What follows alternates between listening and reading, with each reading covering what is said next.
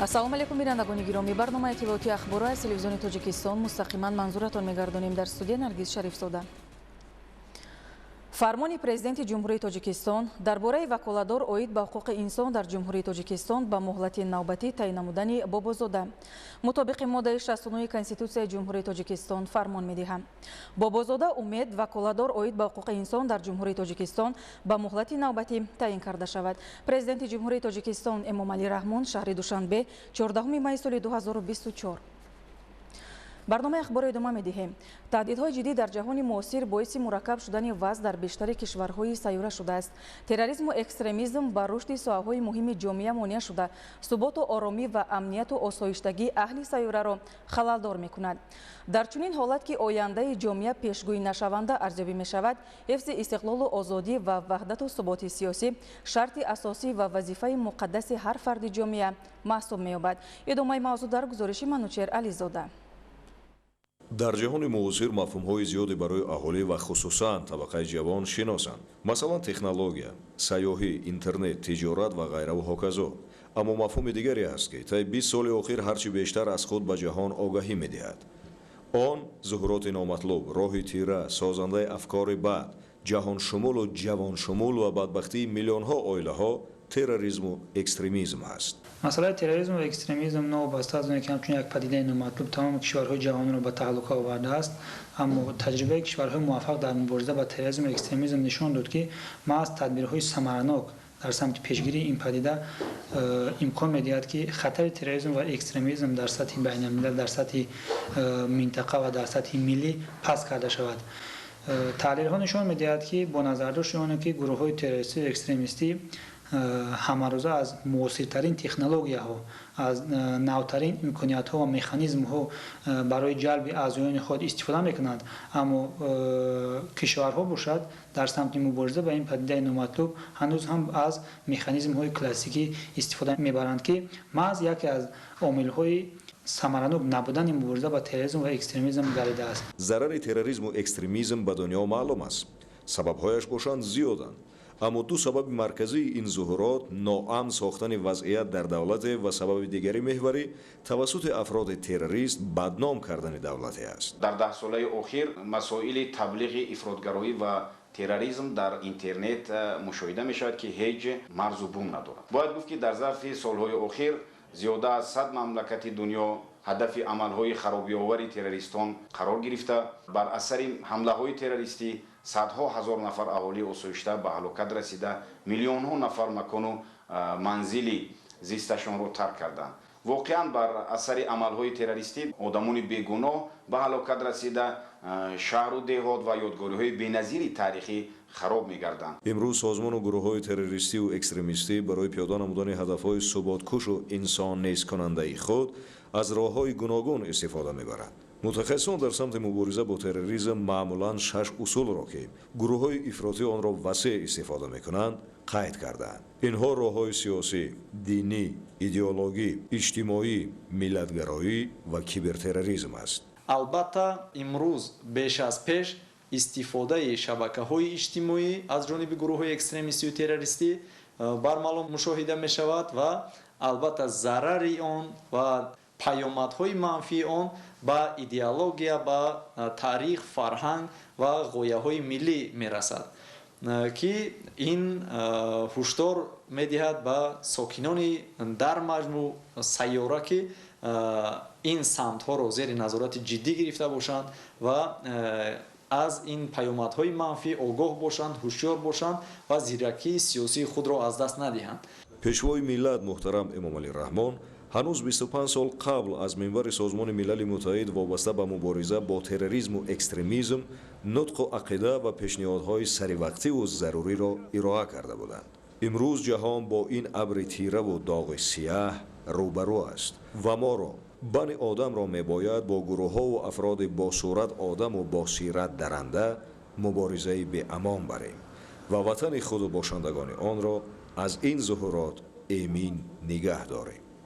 дар мамлакати мо вобаста ба масоили мубориза бар зидди терроризму ифротгароӣ стратегияу қонунҳои дахлдор қабул гардида дар амал татбиқ мешаванд.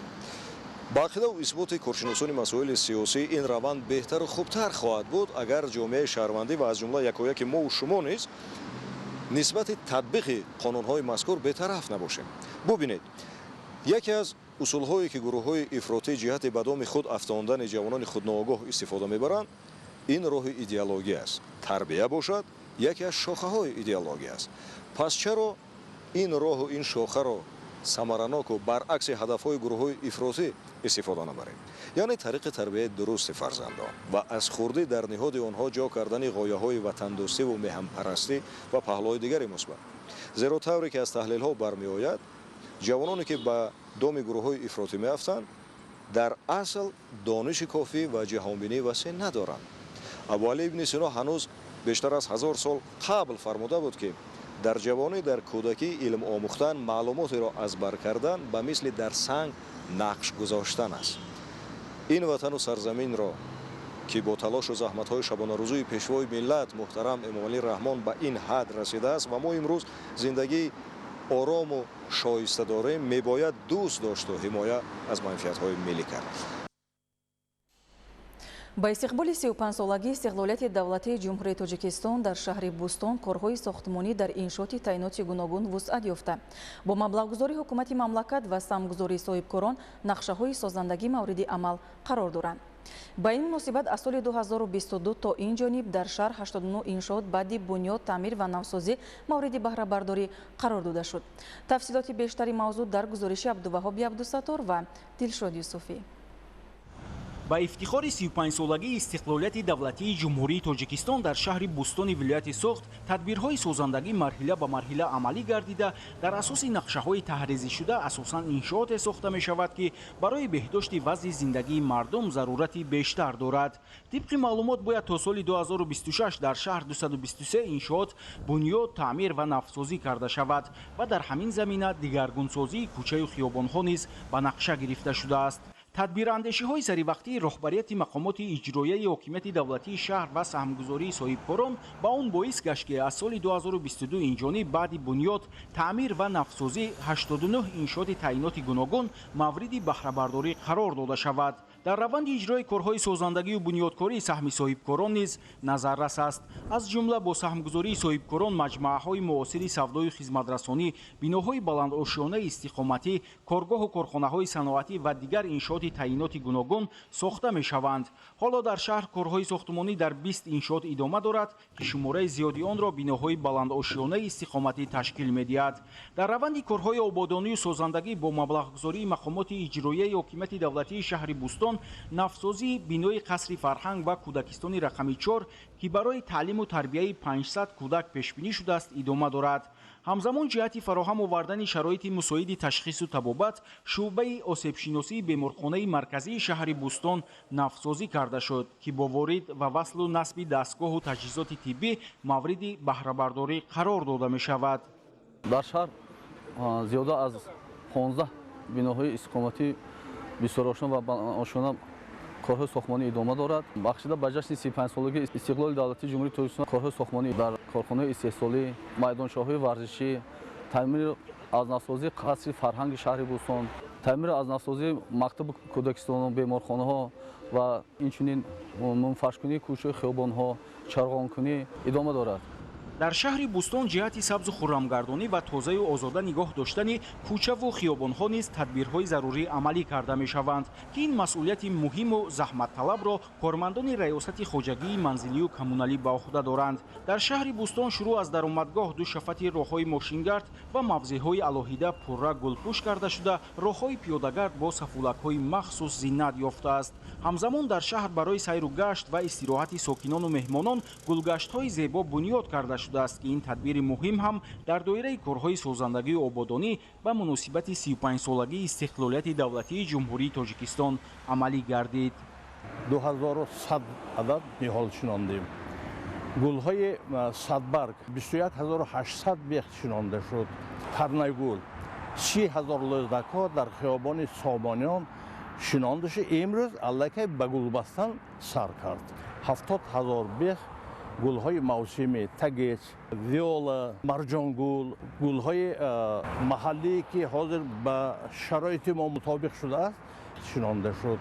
مهمترین تدبیری که در شهر بوستون عملی کرده شد این برقرارسازی کل شهری است. با این مقصد حدود کل که 10 گکتار را تشکیل می‌دهد پرره تازه و در اطراف آن شماره زیادی نهال درختان آرایشی و همیشه سبز شنانیده شد.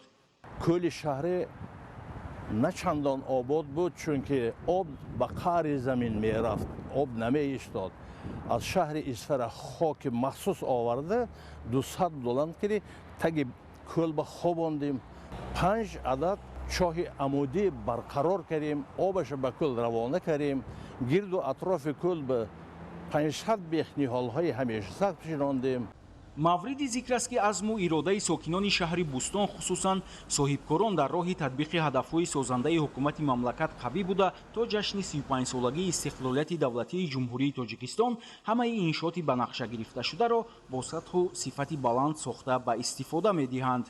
عبدالوهاب عبدالستار، دلشاد یوسفی، شهر بوستون، اخبار. برنامه اخبار ادامه می‌دهیم. ساحه معارف یکی از سمت‌های افضلیت‌ناک سیاست پیشگرفته حکومت جمهوری تاجیکستان محسوب یافته بهر رشد ساحت تدبیرهای عملی راه اندازی می‌شوند. در شهر باختر در زمینه تدبیر اندیشی‌های پیوسته مؤثرترین امکانات و شرایط برای علم آموزی در مؤسسه‌های تعلیمی فراهم آورده شده است. گزارش محمد رجب عبدالله‌زاده ادامه بخش این موضوع است.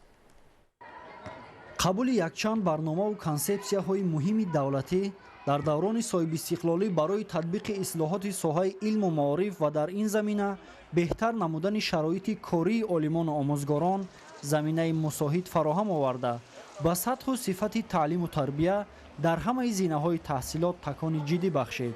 лозим ба ёдоварист ки бо дар назардошти нақши бузурги илму маориф ва рушд бахшидани ин соҳа ҳукумати мамлакат дар даврони соҳибистиқлолият масъалаи пешрафти илму маорифро яке аз самтҳои афзалиятноки сиёсати иҷтимоӣ қарор додааст. боиси ифтихор аст ки саҳми бевоситаи асосгузори сулҳу ваҳдати миллӣ пешвои миллат президенти ҷумҳурии тоҷикистон муҳтарам эмомалӣ раҳмон дар рушди ин соҳаи муҳими ҷомеа беандоза бузург буда дастовардҳои беназиреро зери ҳадафҳои маорифпарваронаашон имрӯз дидан мумкин аст ки дар ташаккули сармояи инсонӣ нақши калидӣ доранд.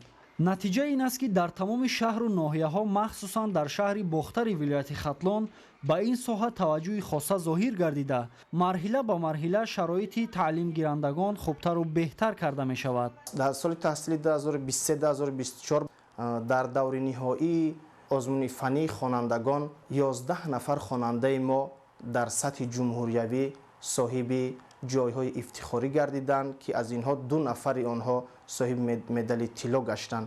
имрӯз дар ҳудуди шаҳри бохтар 24 муассисаи таълимӣ фаъолият намуда дар онҳо 29109 нафар хонанда ба таҳсил фаро гирифта шудааст. муассисаҳои таълимӣ бо воситаҳои аёният ва технологияҳои муосир муҷаҳҳаз гардонида шудааст ки ин метавонад заминаи хуберо барои соҳибилм гардонидани хонандагон фароҳам оварад. имсол дар шаҳри бохтар 2 муассисаи томактабии хусусӣ ва 4 муассисаи таълимӣ ба нақша гирифта шудааст ки айни замон дар 2 муассисаи томактабии хусусӣ сохтумонашон оғоз гардидааст ва бо марҳум идома дорад. дар соли хониши нав яъне сохта ба истифода дода мешавад. инчунин аксари муассисаҳои таълимӣ дар раванди таълим аз технологияҳои наву ҳозиразамон ва шаклу усулҳои фаъоли таълим истифода карда насли наврасро бо дастовардҳои муосири илмӣ шинос ва ҷиҳати васеъ гардонидани дараҷаи ҷаҳонбинии онҳо кӯшиш менамоянд. чунин шароит ва дастгириҳои давлатӣ далели он мебошад ки имрӯз шумораи зиёди таълимгирандагони муассисаҳои таҳсилоти миёнаи умумӣ ва олии касбӣ дар озмуну олимпиадаҳои сатҳи ҷумҳуриявӣ минтақавӣ ва байналмилалӣ сазовори ҷойҳои ифтихорӣ гардида ҷумҳурии соҳибистиқлоли моро муаррифӣ намуданд. маҳмараҷаб абдуллозода, давлати файзулло, шаҳри бохтар, ахбор. дар шаҳри саравшан даври шаҳри озмуни ҷумҳуриявии тоҷикистон ватани азизи ман баргузор гардид. дар даври якуми озмун шумораи зиёди довталабон иштирок намуда аз рӯи низомнома ва номинатсияҳо ҳунару маҳорати худро пешниҳоди аъзои ҳакамон намуданд. гузориши мазбут бобозода дар ин хусус. زیاده از 100 نفر داوطلبان دور شهری آزمون جمهوری تاجیکستان وطن عزیز من امروز در قصر معارف و فرهنگ به نام عبدالرحمن محمود فی شهر سراوشان از روی 4 نامینه هنرمندی، صنعت تصویری و دیزاین، نوازندگی و سرایندگی جهت شامل گردیدن به دور ولایت آزمون بین همقوا آزمایی کردند. آمادگی شرکت کنندگان دور شهری آزمون جمهوری تاجیکستان وطن عزیز من بخصوص در نامینه هنرمندی شوق‌آور و دیدنی بود. زیرا در استراشن بوستانی از گذشته تا امروز زیاده از 200 نمود کسب هنر اجدادی و معاصر نمایندگان خود را داشته کاسبان و هنرمندان طبق رویه استاد و شاگرد و فرزندان و پیوندان این کسب‌ها را به خوبی آموزانیدند. از جانب دیگر دستگیری و غمخوری‌های پیوسته اساسگزار صلح و وحدت ملی پیشوای ملت پرزیدنت جمهوری تاجیکستان محترم امامعلی رحمان نسبت هنرمندان تشکیل گرانت‌های پرزیدنتی و برخورداری از امکانات‌های دیگر امکان به عمل آوردند که نورسان و جوانان در روند تحصیل خوب و اعلی کسب هنر اجدادی و معاصر را به خوبی از خود نموده در آزمون‌های جمهوری و بین‌المللی شریف تاجیکستان صاحب استقلال را حمایت و لیوای وطن عزیز را در جهان پرافشان سازند. امروز نیز در دور شهری آزمون جمهوری تاجیکستان وطن عزیز من هنرمندان نورس و جوان از مؤسسه‌های تحصیلات میانه عمومی، مکتب بچگانه صنعت نزد بخش شهری فرهنگ و مؤسسه دولتی تعلیمی جمهوری کالج هنرهای مردمی شهر استراشن محصول دستان پراعجاز خویش را از روی هنرهای کنده‌کاری، دوریدگری، ارمغان سازی، آهنگری، کرد و شمشیر سازی، مسگری و کرنه سازی، کلالی و عجوبه سازی، بافندگی و دوزندگی، طراحی و دیزاینری پیشکش هیئت حکمان از ولایت سوگ گردانیده سزاوار بهای بلند گردیدند. در نامینه هنرمندی دور شهری آزمون جمهوری تاجیکستان وطن عزیز من همزمان رسانان نورس و جوان استراشنی نیز فعالانه شرکت ورزیدند. نام اثرهای من منظره‌های تاجیکستان میباشد. من در این اثرهایم آب‌های صافی تاجیکستان، هوای صافی تاجیکستان، شهرهای زیباترین تاجیکستان را تصویر نمودم. من در ژانر دیزاینی مد اشتراک نموده انا این اسکیزی من میباشد که من این لباسی که نام اثر خود را تاجیکانه میپوشم نامگذاری کردم. در نامینه نوازندگی داوطلبان موافق سن و سال و گروه‌های از 12 ساله تا 17 ساله و از 18 ساله تا 35 ساله جدا کرده از روی ژانرهای اکادمی، عنعنوی و استرادی خوب آزمایی کردند. از طرز استفاده اسباب‌های موسیقی کاملا درک نمودن مضمون موسیقی‌های اجرا شونده و درک مسئولیت معلوم بود که نوازندگان نورس و جوان به دور شهری آزمون جمهوری تاجیکستان وطن عزیز من با تیاری پخته آمدند. در نامینه سرایندگی شرکت کنندگان با موضوع مندرجه سرودها، هماهنگی آواز و موسیقی و طرز اجرای سرودهای در وصف تاجیکستان، استقلالیت دولتی، وطن، مادر، دوستی و برادری و دوره ناتکراری جوانی نوشته شده اعتبار جدی داده سزاوار بهای بلند هیئت حکمان گردیدند. مزبوط بابازاده، مرجان یوسفov، شهر استراشن، اخبار.